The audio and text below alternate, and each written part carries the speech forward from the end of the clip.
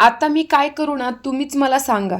आधी फ्रेश वगैरे झाले बरं का, आणि त्यानंतर म्हटलं मॉइश्चरायझर लावावं, तर इतकं पडलं ना त्या बाटलीतून की आता काय करू, ते परत बाटलीतही टाकता येणार नाही.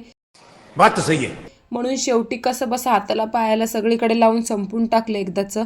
आणि त्यानंतर आहे ना, आज मला माझ्या फ्रेंडकडे जायचं होतं, म्हणजे तिला कुठेतरी लग्नाला जायचं होतं आय थिंक. मग त्यासाठी तिला वॅक्सिंग करायची होती.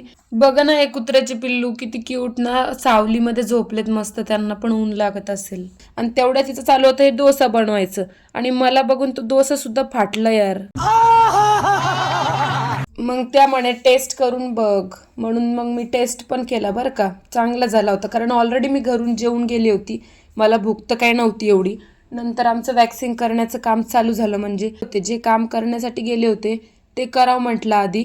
आणि हा पहा म्हणतोय की मला होळीचा कलर मी बनवून ठेवलाय, होळी खेळायला ये. त्याला म्हटलं बो एवढूसा कलर नाही पुरायचा, आपल्याला तर लय मोठा कलर लागन. तो म्हणतो ये तरी तू. आणि मग मस्तपैकी थंडगार सरबत घेऊन मी गेले माझ्या घरी.